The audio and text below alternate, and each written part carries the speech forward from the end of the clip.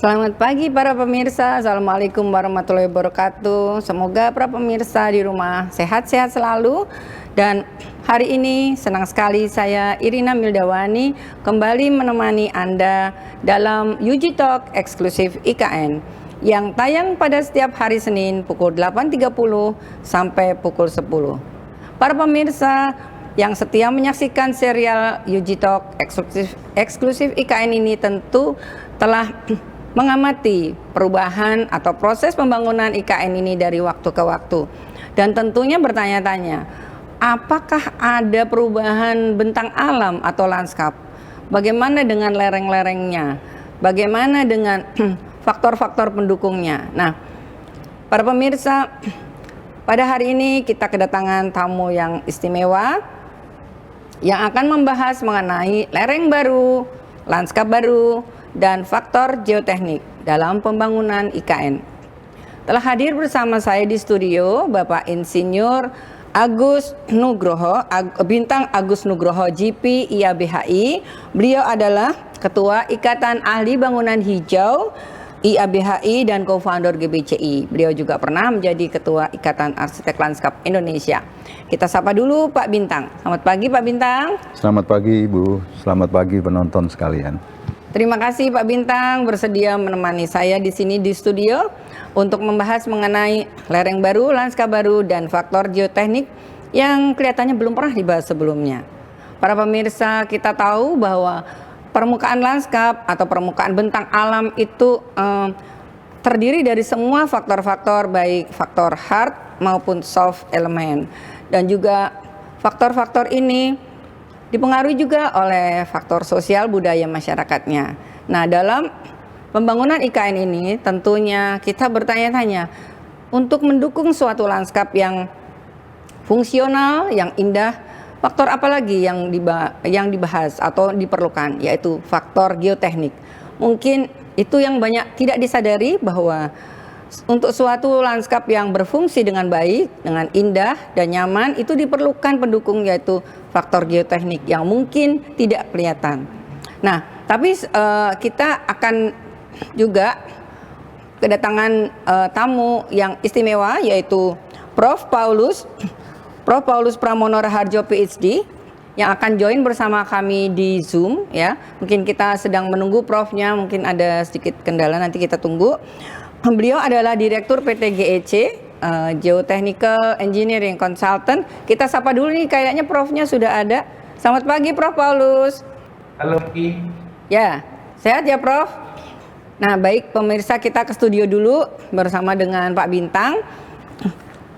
Sebelum kita memasuki diskusi dengan Pak Bintang, kita akan tayangkan dulu video berikut ini. Silakan.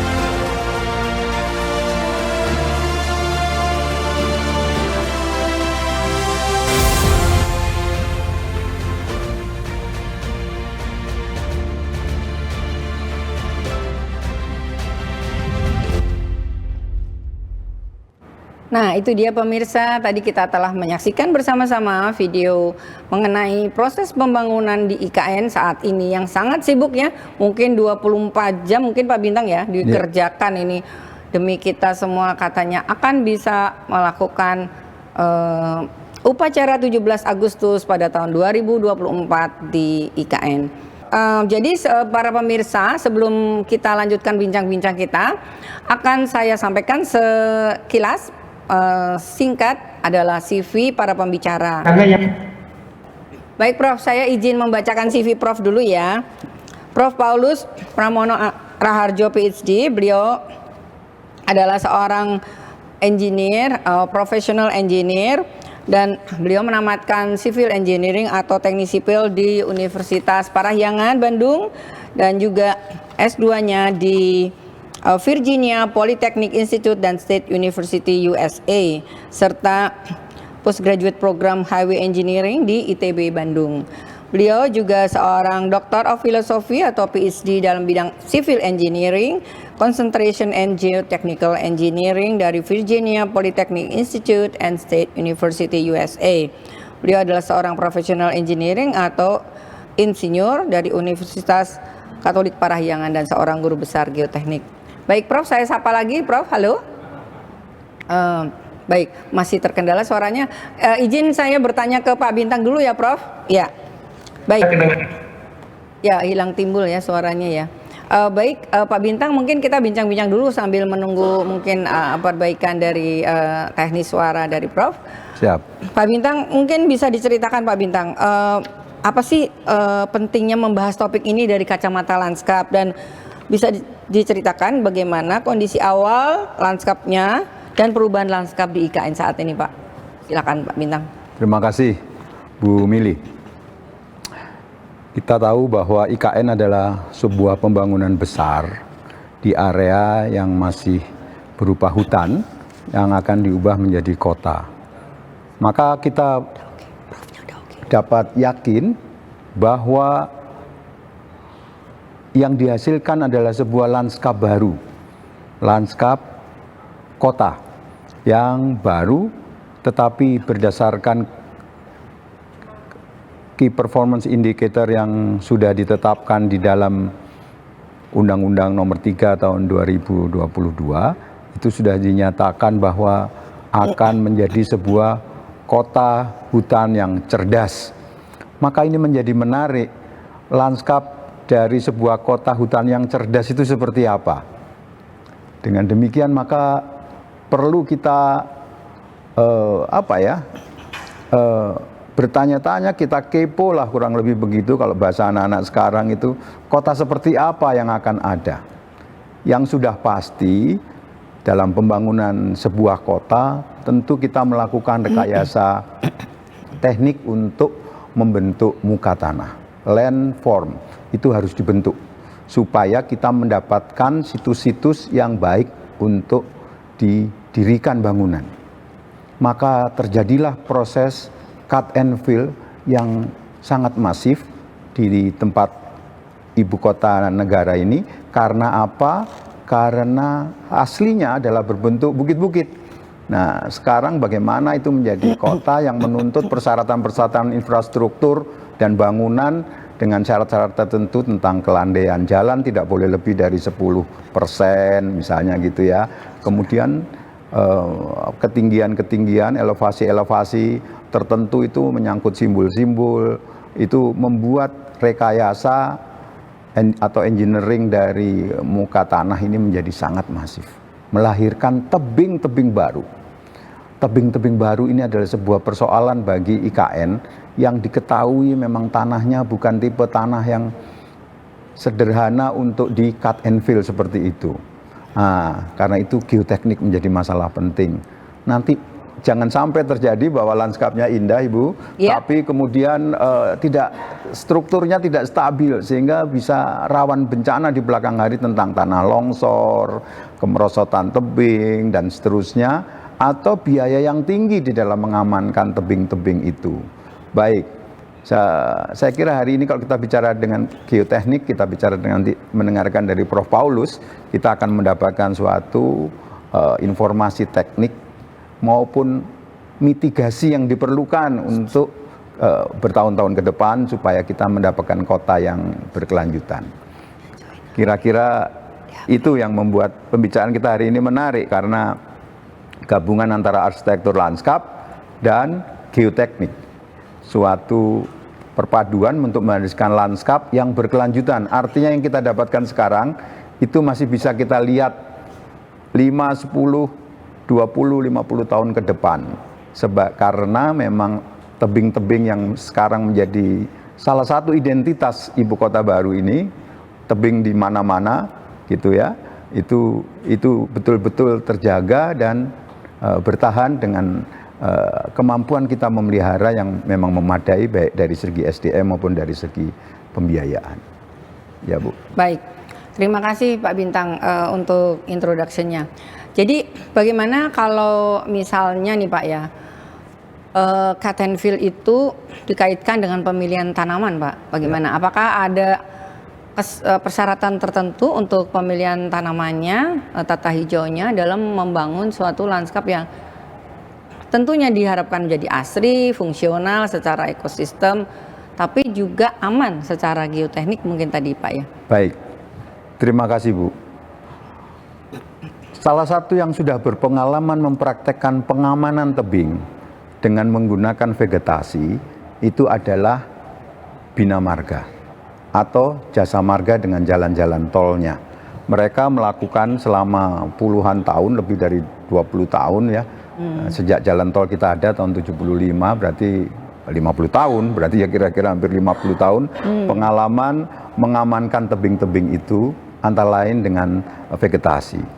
Nah, mereka itu punya syarat Bu, kalau mau membangun atau mengamankan tebing, syarat dengan tanaman, persyaratan utama adalah tebing itu secara struktur harus sudah stabil.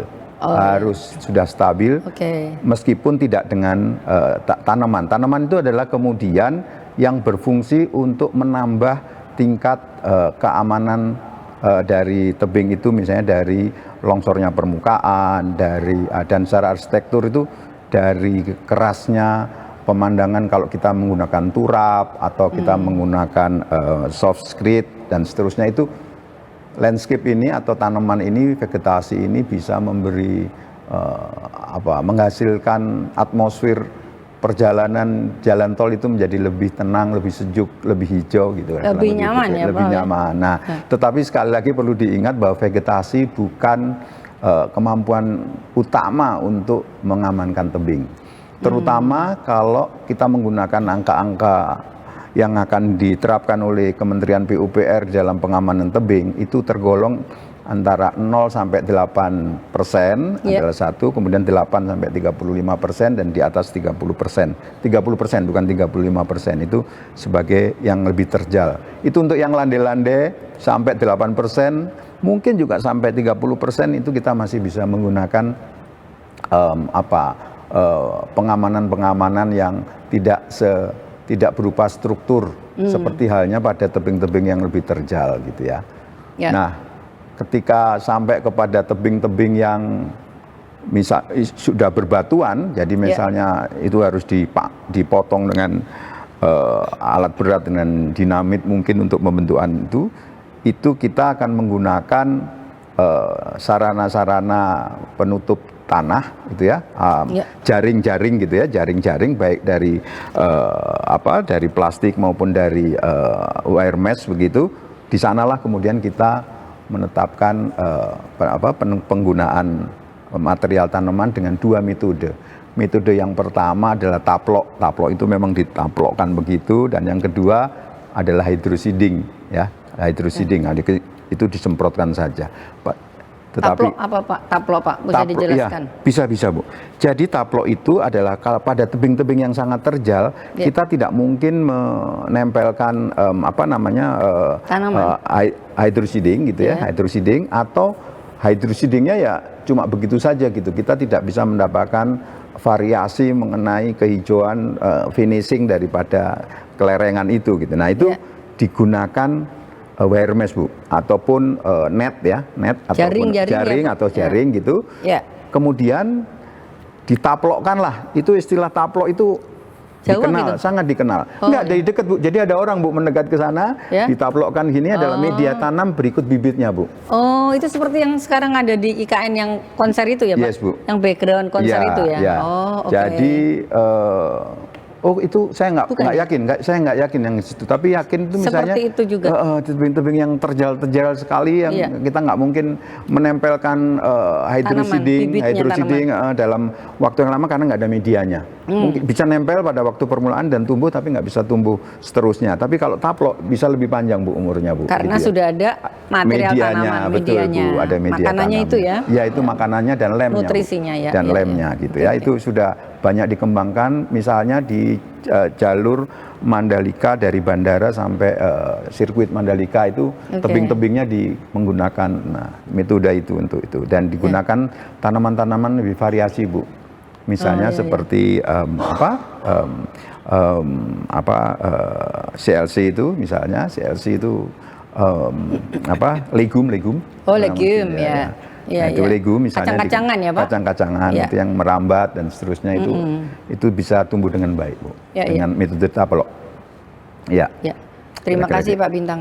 Kelihatannya itu yang sudah diterapkan di area yang sekarang ya Pak. Karena saya minggu lalu sempat ke IKN. Oh, ya, ya. Itu ada jaring-jaring hijau gitu Ya, ya, yang ya. dipakai untuk background dari konser Ya, ya, ya. minggu lalu itu. Nah, itu ada tanamannya berikut medianya Pak. Ya. Jadi seperti itu ya Pak ya. Seperti itu. Ya, seperti itu. Ya. Tentu tadi kalau seperti yang untuk untuk di latar belakang konser itu antara menggunakan rumput dan apa itu ya kelihatannya rumput dan semak tapi memang belum tumbuh sempurna dan semuanya memang permukaannya menjadi hijau. Nah, nanti saya punya catatan tersendiri mengenai penutup tanah gitu ya penutup tanah yang tidak menggunakan tanaman-tanaman lokal Bu. Saya kira tidak hanya pohonnya tapi juga penutup tanahnya kita memerlukan juga pembaruan penutup tanah supaya tidak seperti perkotaan tapi memang sebuah kota di hutan gitu loh maksudnya gitu ya supaya nanti rendah pemeliharaan Bu. Ya. Oke. Baik. Terima kasih Pak Bintang. Kita kembali menyapa Prof. Paulus. Apakah sudah kembali bergabung bersama kami di sini Prof. Paulus? Halo. Nggak bisa. Suara saya kedengaran Bu? Nah, kedengar Halo. ya. Ya, Ya. silakan. Ya? Ya, stay di situ ya, Prof. Baik, sudah Udah kedengeran kedengaran. ya, Prof. Jangan goyang-goyang. Hilang lagi suaranya. Saya personalnya Silakan dulu ya. PPT-nya Prof dapat di-share. Saya mohon izin ya bantuan dengan PPT ya supaya memudahkan pemahaman Oh, ya. karena memang tidak mudah dimengerti secara tanpa visual. Ya, silakan Prof. Baik, saya akan coba tayangkan. Ya, baik. Saya mulai dari pertama adalah bahwa batuan di IKN atau di ibu kota negara ini itu sangat spesifik ya. Spesifik karena materialnya itu terdiri daripada shale. Banyak orang tidak memahami shale atau clay shale itu seperti apa. Tapi sebenarnya shale itu adalah suatu sedimen ya, tapi sedimen yang umurnya sudah tua, jutaan tahun. Oleh karena itu dia sudah menjadi batu ya. Nah, kalau dia berlapis-lapis itu disebutnya klastis. Nah, kondisinya itu nanti dikatakan batu bisa, dikatakan tanah juga bisa. Tapi dalam kurun waktu, kalau dia terbuka ke udara, dia akan mengalami kehancuran. Seperti yang terlihat ya pada gambar ini ya. Jadi ini saya pinjam gambarnya Pak Imam Sadisun dari ITB. Jadi itu kalau dibiarkan di udara dalam kurun waktu dia akan hancur. Juga kalau kita lihat tampang yang ada di lapangan, kalau kita lihat itu dengan mudah sekali air menggerus batu-batuan yang ada di sana. Ya, sehingga nanti dengan mudah batu ini menjadi hancur. Yang menarik adalah ternyata shale ini tidak terlalu tebal. Jadi pada umumnya yang di permukaan itu adalah tanah merah. Tebalnya hanya sekitar 2-5 meter. Lalu di yang warna hijau itu yang dinamakan batuan shale yang sudah lapuk. Ya, bagaimana membayangkan yang lapuk? Saya sengaja memberikan gambar di sebelah kanan. Di sebelah kanan itu nampak ada yang dinamakan core box. Nah, core box itu kalau kita lihat ada bagian yang utuh, ada bagian yang hancur. Nah, yang hancur itulah yang disebut sebagai batuan lapuk, jadi batuan shale yang lapuk. Nah, umumnya kalau penggalian dilakukan seperti gambar sebelah kiri, kalau dilakukan itu dia tidak bisa mudah dihancurkan. Jadi membutuhkan alat berat dan kadang-kadang breaker. Bahkan dalam kasus tertentu harus menggunakan dinamit. Ini permasalahannya. Nah, kita ingin tahu apa sih bedanya kalau lempung dan batu lempung serpi. Nah, bedanya itu di kekuatan saja sebenarnya.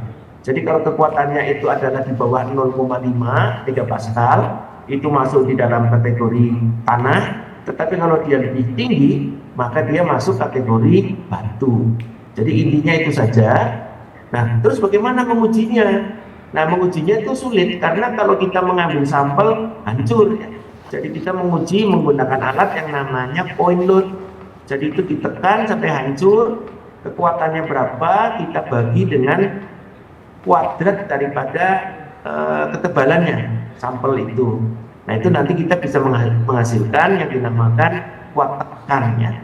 Nah, yang lebih penting lagi adalah durabilitas. Nah, durabilitas mengukurnya bagaimana? Yaitu menggunakan alat yang dinamakan Select Durability Index, ada di gambar sebelah kanan. Jadi nanti sampelnya dimasukkan ke dalam tabung, kemudian diputar sampai 200 kali, lalu diukur beratnya. Lalu perbandingan berat antara sesudah diputar dengan sebelumnya itu namanya indeks durabilitas. Nah, kalau kita ingin tahu hasil kita harus melakukan tes ini. Ya, nanti kalau ternyata yang tertinggal masih di atas 95%, maka kita mengatakan dia itu masih dalam kondisi high durability. Tetapi kalau dia di bawah 60%, ini sudah termasuk low durability. Medium sampai low durability. Nah, ini kira-kira gambarannya alatnya demikian. Dan kalau kita menggunakan nilai daripada indeks durability itu, kalau nilainya itu adalah di bawah 60%, itu sudah termasuk kondisinya itu masih bagus. Tetapi kalau dia sudah mencapai 20%, artinya dia sudah menjadi tanah. Nah, mari kita lihat ya. Jadi kalau lihat gambar yang sebelah kiri, itu kelihatan ya. Jadi begitu dia terbuka di udara, dia akan menyerap air. Waktu menyerap air, dia akan menjadi basah dan lambat laun kekuatannya turun. Jadi kalau kita lihat di sini, nah kalau kita lihat di sini, kita lihat bahwa di sini kita mendapatkan ada kekuatan itu fungsi daripada kadar air. Begitu kadar airnya mencapai lewat 25%, maka ini menjadi gugur. Ya. Jadi kondisi awal sangat kecil ya. Nah, inilah daerah IKN. Ini daerah IKN di mana kita itu akan mengembangkan pusat ibu kota kita di sana. Ya. Di sini ada kawasan-kawasan.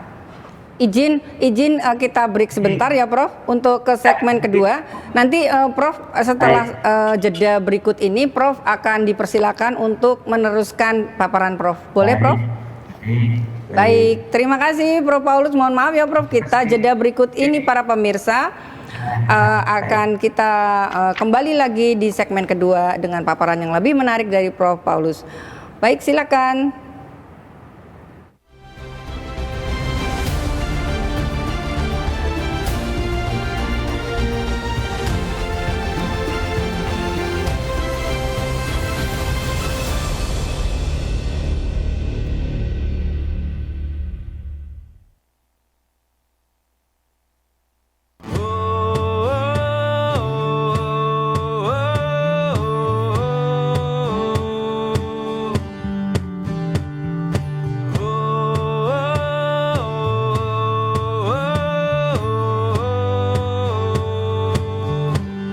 Besat kapung luhur jauh di awang-awang, beber kencang jangna bangun taya karingrang, suku naranggoas rejeng pamatuk nangeluk, gepak mega bari hibernata nyuruk, saha anu bisa nyusul kana tandangna, gandang jeng pertentang taya bandinganana.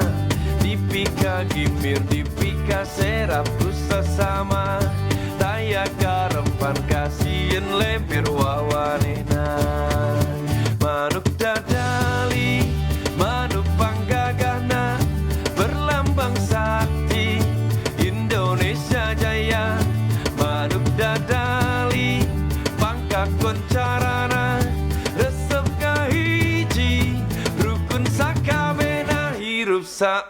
uyunan tarapa hiri-hiri silipikanya teinggis melapati manuk dadali ngandung siloka sinatria gersakumna bangsa di negara Indonesia.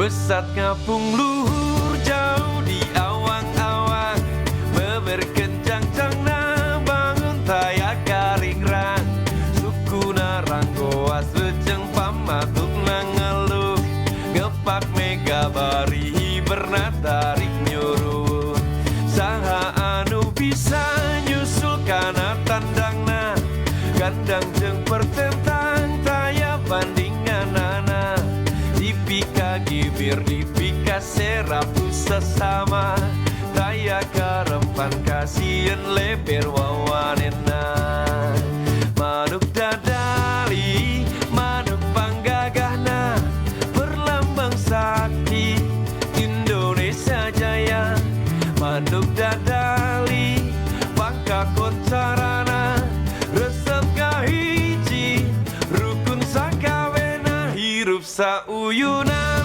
tarapa hiri-hiri silih pikanya teinggis belapati manuk dadali ngandung siloka sinatria gersakumna bangsa di negara Indonesia gersakumna bangsa di negara Indonesia.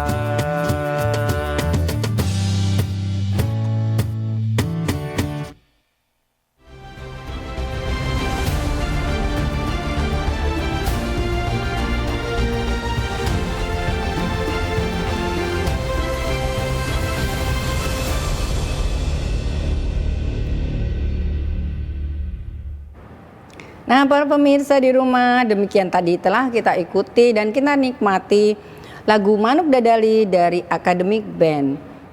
Nah, para pemirsa, kita masuk ke dalam segmen kedua dari tema lereng baru, lanskap baru, dan faktor geoteknik hari ini dengan subtema adalah tantangan pembangunan gedung dan lanskap di IKN. Nah, sebelum kita kembali berbincang dengan Prof. Paulus dan Pak Bintang, kita akan mendengarkan atau menyimak video VT berikut ini. Silakan.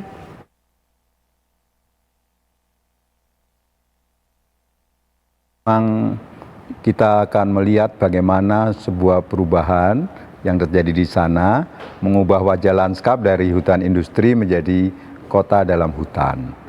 Anda lihat bagaimana suatu perubahan yang drastis dari pohon-pohon produksi hasil hutan dan penyerap karbon menjadi paduan bangunan dan infrastruktur.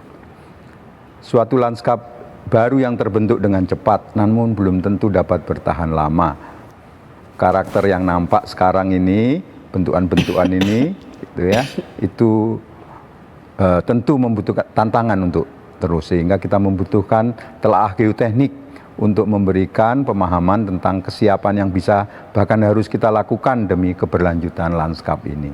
Erat hubungan antara geoteknik dengan keberlanjutan lanskap. Gitu ya. Kita lihat bagaimana masifnya dan lanskap kota paduan asli dan budaya itu telah menjadi sesuatu yang baru. Nah, lanskap-lanskap liaran semak hutan telah digantikan oleh penutup tanah khas perkotaan, yaitu rumput-rumputan yang terpotong rapi dan seterusnya. Apakah ini bisa bertahan lama? Kita akan lihat nanti. Arsitektur kota menyiasati asli muka tanah dengan kreasi bagus, seperti tangga-tangga ini, tapi mempersyaratkan stabilan tebing, karena tebing tersebar di mana-mana menjadi bagian tidak terelakkan dari semua gubahan, gitu ya. Kira-kira demikian. Kalau kita lihat itu masif di mana-mana ada tebing, sehingga menjadi prasyarat ya, menjadi prasyarat. Selain merencanakan di mana membangun kota, kita juga harus merencanakan di mana tidak membangun, Saya kira ini sebuah paradigma yang bisa mengerem dan mengontrol semangat membangun kita yang menggebu-gebu gitu ya.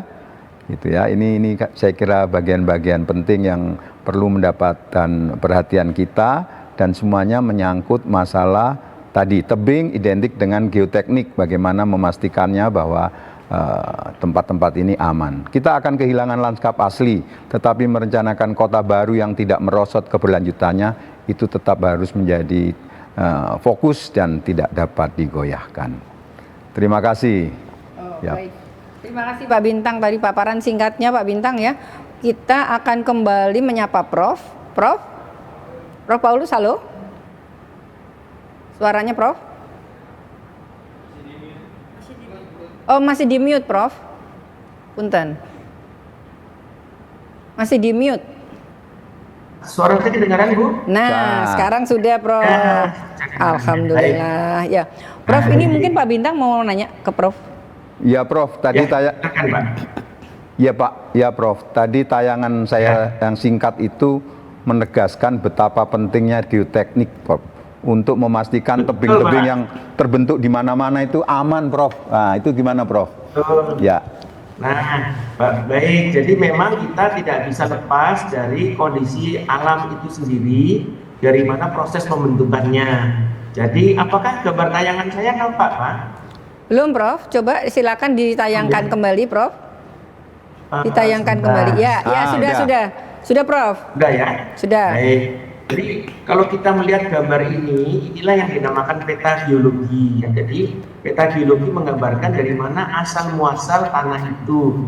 Nah, khusus di lokasi kita di IKN itu formasinya dinamakan formasi Pamaluan. Ya, di situ disingkat dengan TOMP, yaitu Pamaluan. M-nya itu karena Miosin itu adalah zaman ketiga. Ya. Jadi yang paling muda itu Kuarter. Ini namanya tersier.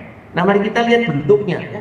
Nah, ini kalau kita survei, ini Pak Andang ya, pada waktu kita survei beginilah bentuk permukaannya.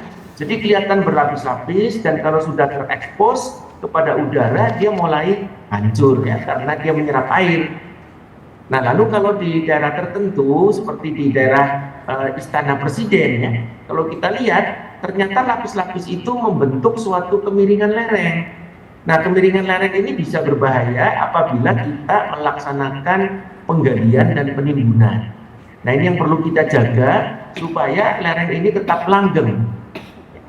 Mari kita lihat berbagai data yang kita peroleh dari lapangan. Sesudah kita buka, ternyata memang di sini material serpingnya nampak di sini.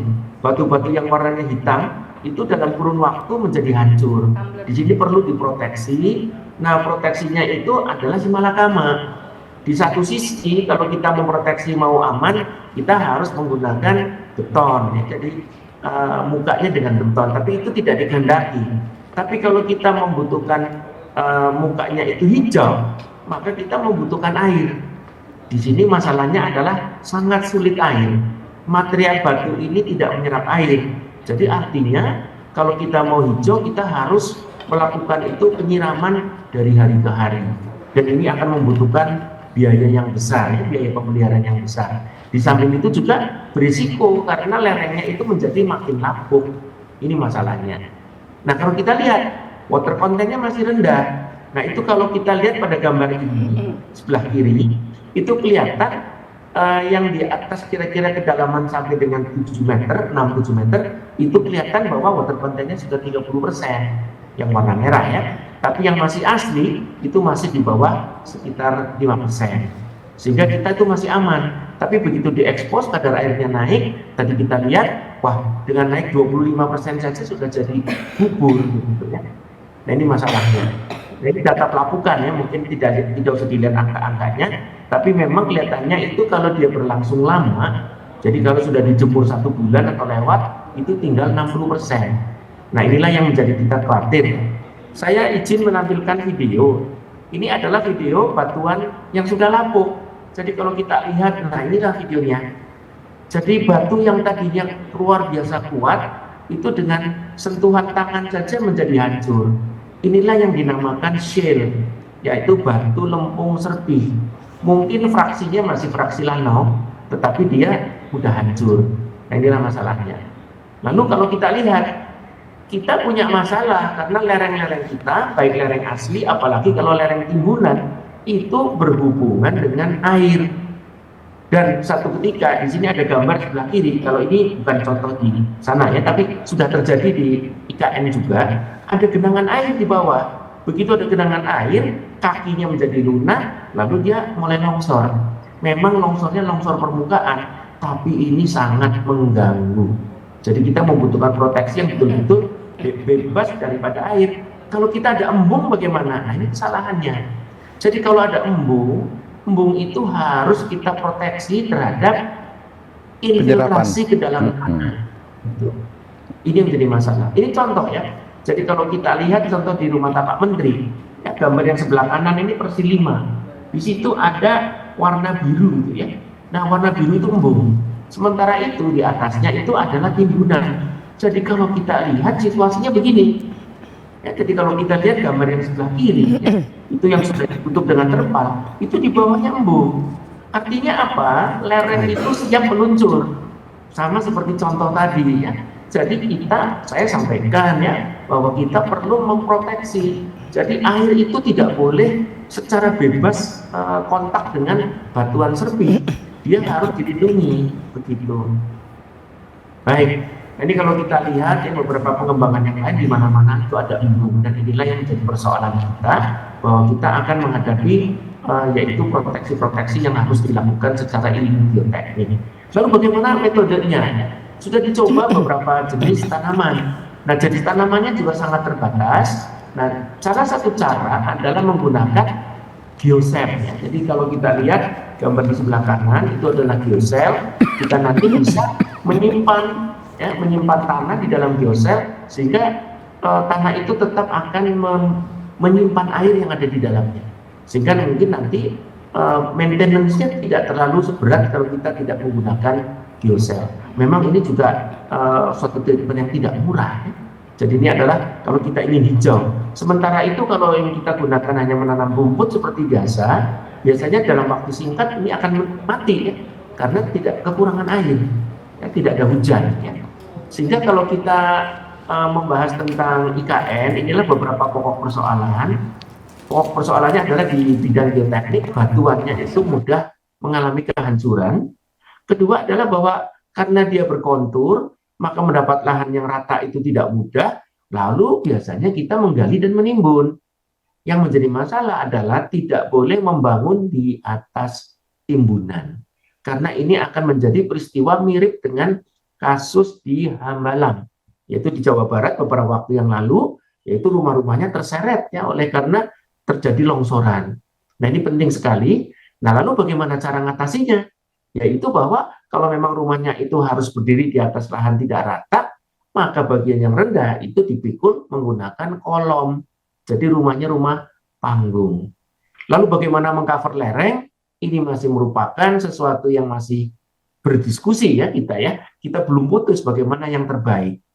Lalu embungnya kebanyakan tidak diberi lining, dan ini yang menjadi masalah yang sangat meresahkan hati saya, karena semua embung saya tanyakan tidak dipakai lining. Ini akan menjadi persoalan besar di kemudian hari, tetapi saat ini rupanya belum disadari oleh para pelakunya. Nah, oleh karena itu yang paling penting adalah adanya koordinasi antara instansi satu dengan lain. Janganlah Cipta Karya, Bina Marga, dan sumber daya air itu terpisah-pisah, karena satu lain akan sangat berhubungan. Oleh karena itu kita harus mengantisipasi bahwa masalah ini akan semakin kompleks. Ya, nanti sulit juga masalah mengatasinya. Demikian Ibu dan Bapak, saya rasa itulah apa yang dapat kami sampaikan. Begitu Ibu, terima kasih. Atas paparannya, para pemirsa, tadi kita sudah mendengarkan dan menyimak paparan dari Prof. Paulus yang sangat menarik ya. Sebenarnya itu sangat ilmiah gitu ya. Mungkin secara orang awam mungkin ada sebagian yang belum bisa menerima, tapi menurut saya sih Prof sudah berusaha menayangkan dan menjelaskan dengan cara yang populer gitu ya, yang bisa kita pahami bersama. Bukan Bukan begitu Pak Bintang, mungkin Ya. ada tanggapan 1 menit kepada paparan Prof tadi. Terima kasih Prof. Saya kira Prof sudah memberikan alasan yang akademik dan teoritik, tetapi saya percaya bahwa itu memang sesuatu yang dibutuhkan. Banyak sekali hal-hal yang berlaku khusus untuk IKN ini, tetapi diberlakukan dengan cara yang umum seperti di tempat lain gitu. Seolah-olah apa kondisi geologi dan tanah di IKN itu dianggap sama saja dengan tempat yang lain.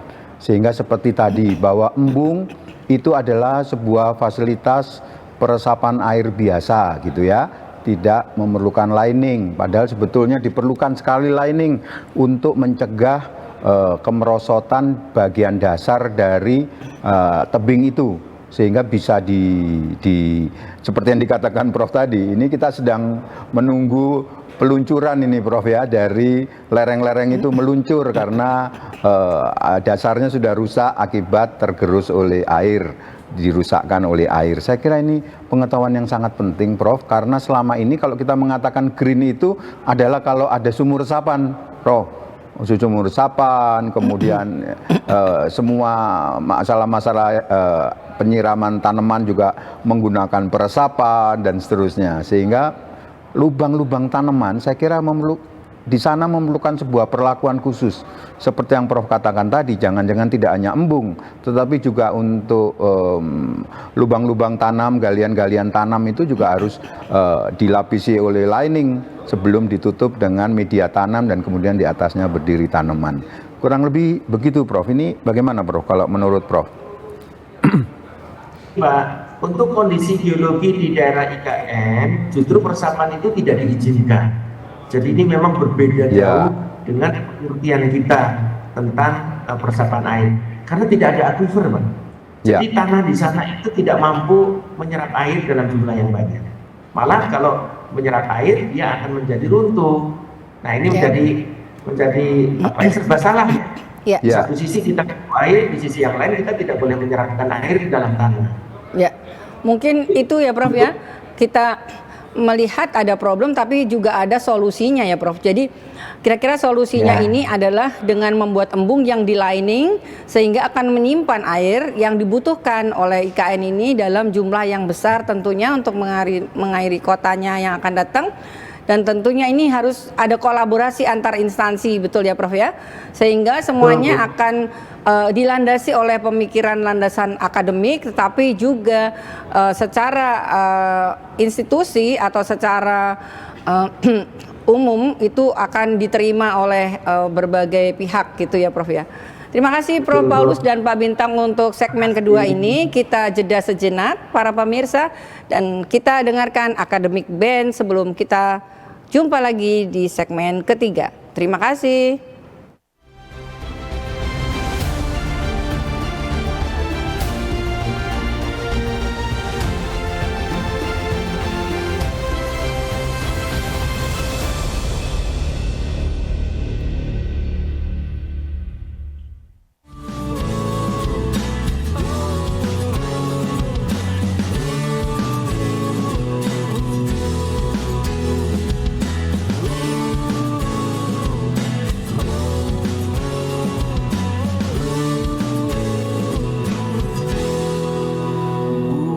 Bolong kuranji papan dimakan mabok dibuang sayang busuk embok etam kumpulkan rumah jabok etam lestarikan buah salad mudah diperam dimakan kelak dibuang sayang dan sanak etam kumpulkan untuk menyambut wisatawan buah terong di gangan nyaman cukup belanak tolong panggangkan museum Tenggarong Mula Warman Yop dan sanak etam kenangahkan buah salak mudah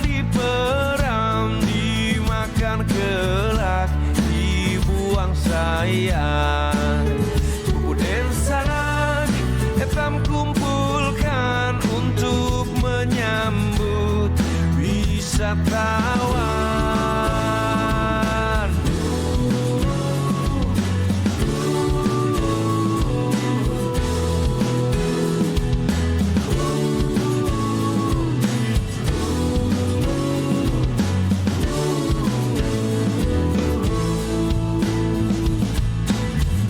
Buah terong di gangan nyaman, cukup lanak, tolong panggangkan.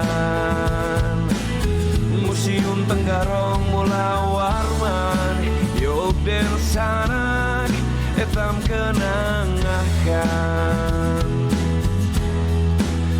Buah salak mudah diperam, dimakan kelak, dibuang sayang.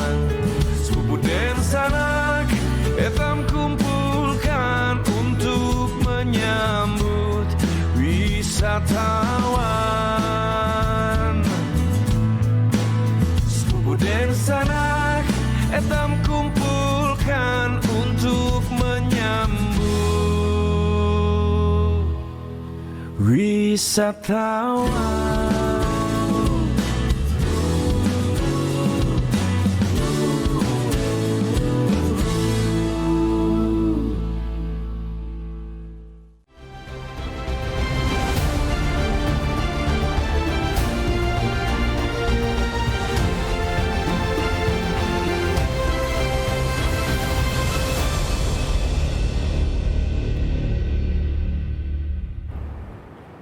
Para pemirsa, tadi telah kita dengarkan bersama lagu Buah Bolok dari Academic Band yang tentunya sudah akrab di telinga para pemirsa yang mengikuti secara berkala serial UGTV eksklusif IKN.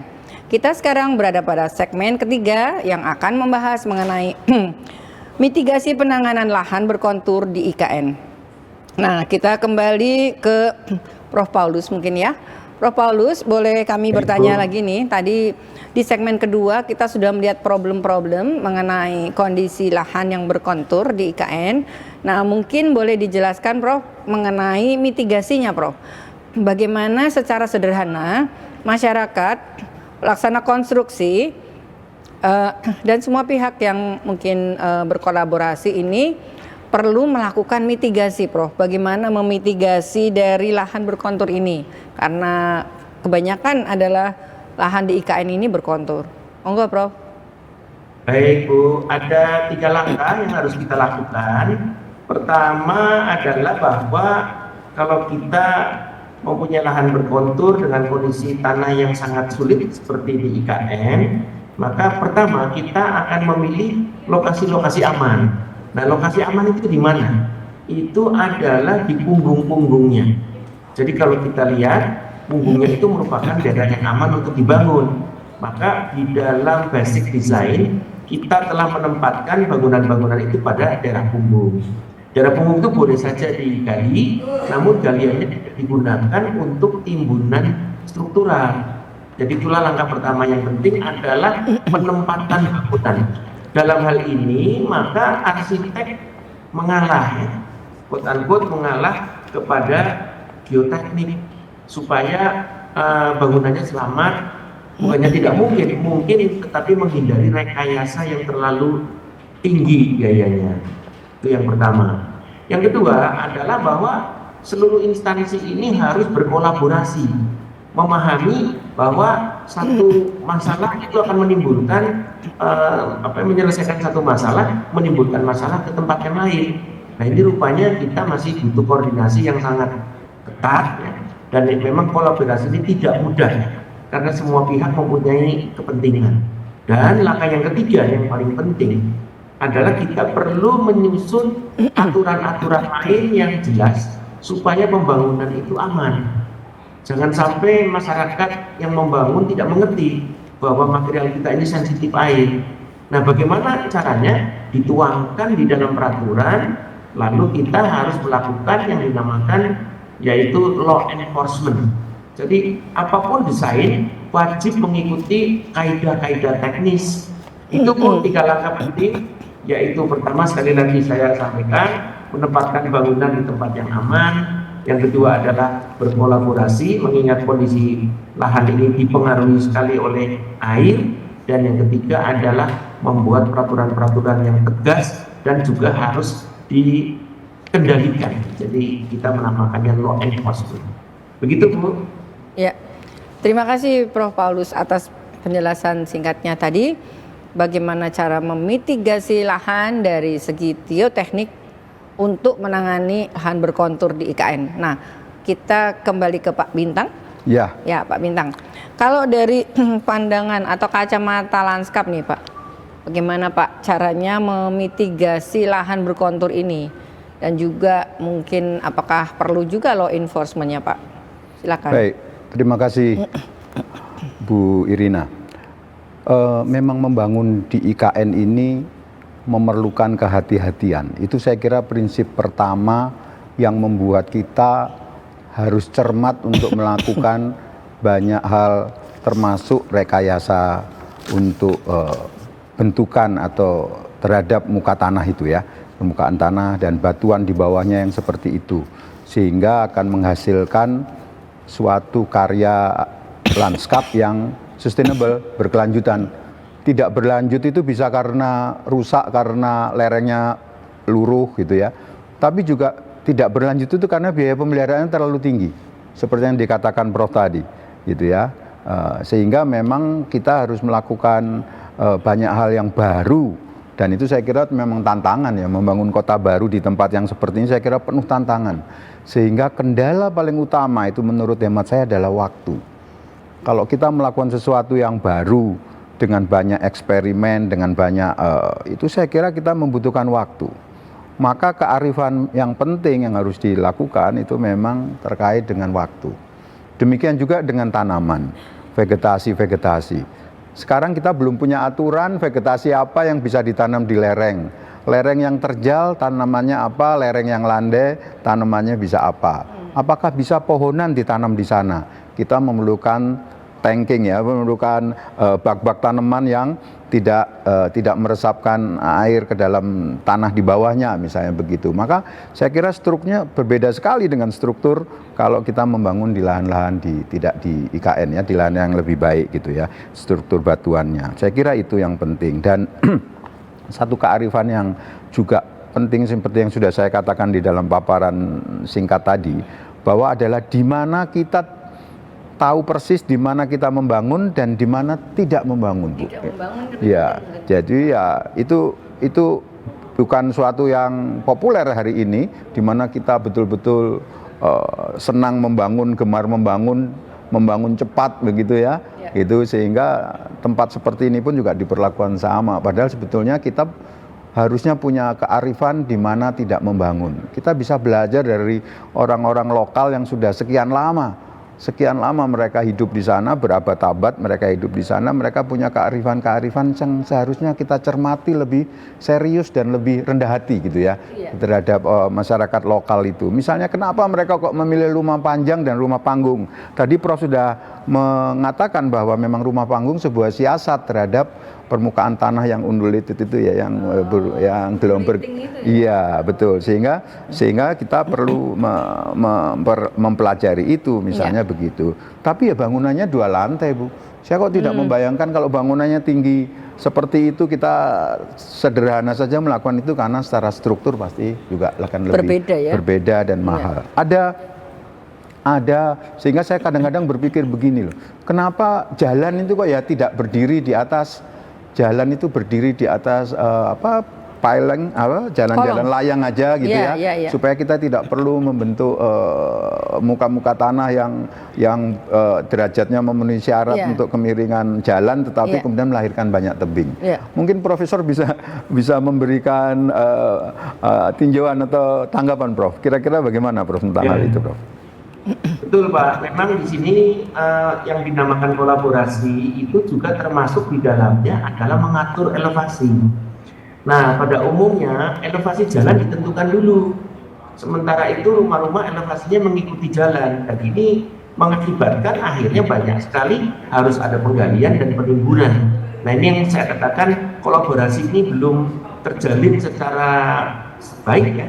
Artinya di satu sisi ada yang mendahului, yang lain mengikuti, dan itu berdampak kepada tadi karena elevasi. Bapak bayangkan saja ya, kalau elevasi jalannya di bawah, mau tidak mau kan kita harus ikuti ya, rumahnya harus di bawah. Sebaliknya, kalau jalan di atas, rumahnya harus kita timbun. Nah, ini memang masalah berat ya, kalau di dalam persoalan kolaborasi.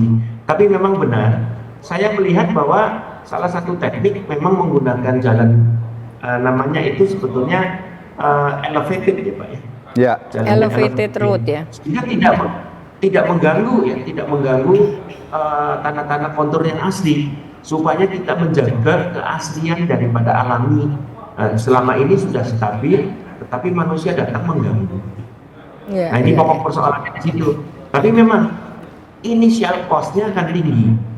Kalau kita elevated, initial cost tinggi, tapi maintenance cost-nya akan rendah. Ya. Dan maintenance cost itu untuk puluhan tahun, bahkan ratusan tahun. Iya, iya. Ya, Bro. Ya. Nah, Jadi, dari segi keberlanjutan, Ibu, ya. mohon maaf ini, dari segi keberlanjutan ya, sebetulnya dengan cara membangun yang enclave begini ya, kita enclave di puncak-puncak bukit ya, Prof ya, kita mencari tempat-tempat yang itu nanti akan terjadi yang namanya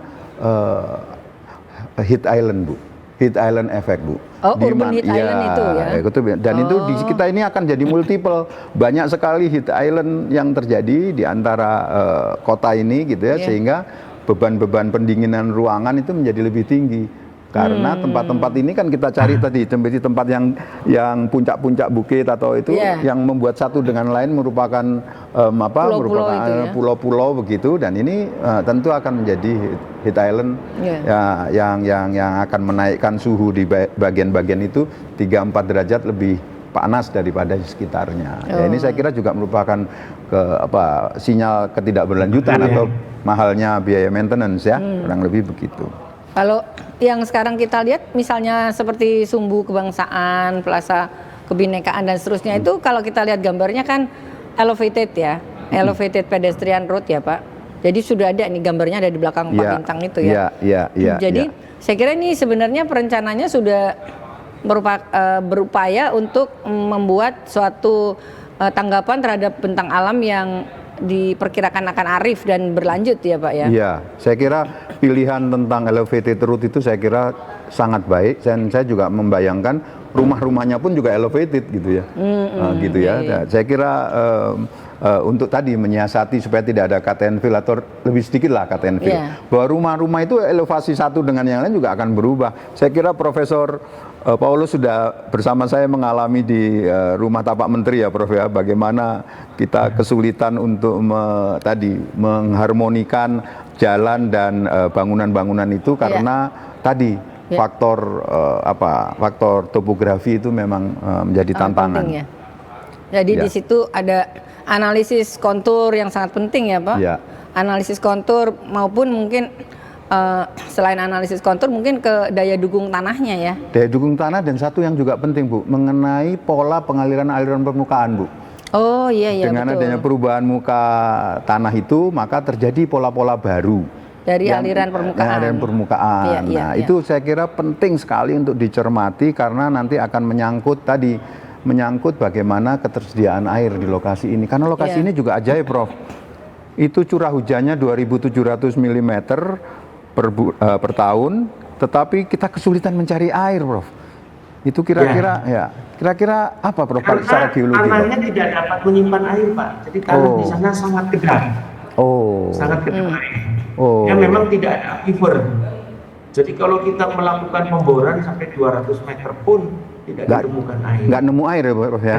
Iya. Air itu akan mengalir, boleh dikatakan hampir 100% itu run off. Run off. 100%. Memang tidak mungkin membuat sumur resapan juga. Karena tidak ada yang ditetapkan, tidak mungkin meresap air ke dalam tanah itu. Bro. Jadi satu-satunya jalan adalah membangun embung untuk mempertahankan aliran off itu ditahan untuk beberapa waktu.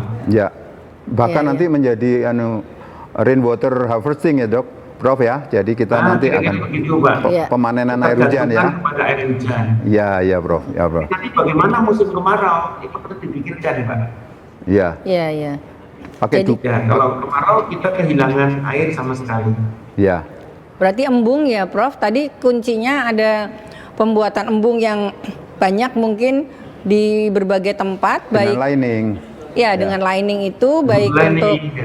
baik untuk bangunan pemerintahan maupun bangunan masyarakat mungkin begitu ya, Ya, Pak. embung Baik. tapi terkendali, bukan embung seperti biasanya. Oke. Prof, Baik. satu lagi Prof, sorry Mbak. Tapi ini Mengenai waktunya batu bara, mengenai isu Waktunya, batu bara itu gimana Prof? Sebentar Prof, batu bara muda atau apa itu yang di daerah itu apakah itu bagaimana toh? Ya, Waktunya, ini positif thinking saja, Pak. Memang di sana ada 3 batu menit bara lagi. juga, namun bukan batu bara yang berkualitas, Pak. Jadi Ya. low quality, Pak. Yes, Ya, oke. Sehingga memang tidak Baik. menjadi masalah untuk dikembangkan. Ya. Baik. Baik, Prof. Makasih, Prof. Mohon maaf, ini kita kan sebenarnya kalau mau diskusi tambah panjang lagi ya, kepengennya masih membahas terus. Tapi ini waktunya kita dibatasi. Mohon maaf, Prof. Jadi karena waktu yang terbatas, maka perkenankan saya mohon closing statement dari Prof. Paulus, kemudian nanti closing statement dari Pak Bintang. Silakan, Prof. Baik, menghadapi tantangan kita di IKN, Ibu dan Bapak, dan para pemirsa, maka yang paling penting adalah kita harus mencoba mengerti kebutuhan dan kendala-kendala yang ada di sisi yang lain. Kita betul-betul harus saling mengerti. Kita tidak bisa hanya mementingkan kebutuhan kita saja, di bidang kita saja, misalnya di bidang landscape saja, di bidang air saja, di bidang geoteknik saja. Kita harus bersatu memecahkan masalah ini bersama-sama. Begitu pesan Ya. saya, Ibu. Ya, terima kasih Prof. Paulus. Ke Pak Bintang, monggo Pak Bintang closing statementnya. Baik, terima kasih. Membangun ibu kota baru itu penuh kebaharuan. Termasuk kebaharuan untuk bagaimana kita membuat suatu perencanaan yang komprehensif, yang holistik seperti yang dikatakan oleh Prof tadi, antara lain melalui kolaborasi antar sektor, antar bagian gitu ya, kurang lebih demikian. Sehingga pengalaman kita membangun kota baru yang langsung ibu kota ini saya kira perlu sekali disadari dan kemudian diupayakan supaya menjadi ini betul-betul nanti akan menjadi karya kota baru yang akan membanggakan kita, membanggakan anak cucu kita di belakang hari dan bukan sebaliknya. Saya kira itu yang perlu kita sadari tentang kebaruan dan kehati-hatian kita menghadapi kebaruan itu. Ya. Terima kasih. Terima kasih Pak Bintang, Prof. Paulus, bahwa kita tadi telah berbincang mengenai lereng baru, lanskap baru, dan faktor geoteknik dalam pembangunan IKN. Para pemirsa, tibalah kita di ujung dari pembahasan kita pada hari ini mengenai UG Talk eksklusif IKN. Dan saya Irina Mildawani sebagai host, mohon maaf apabila terdapat kekurangan dalam menyampaikan acara ini, dan kami mengucapkan terima kasih kepada Prof. Paulus atas perkenannya untuk join secara Zoom, dan Pak Bintang yang berkenan join di studio bersama kami. Dan sekali lagi kami mengucapkan terima kasih atas perhatian para pemirsa, dan kita akan bertemu minggu depan dalam acara yang sama pada hari Senin pukul 8.30 sampai pukul 10 dalam UG Talk eksklusif IKN. Terima kasih sekali lagi saya ucapkan wassalamualaikum warahmatullahi wabarakatuh. Waalaikumsalam warahmatullahi wabarakatuh.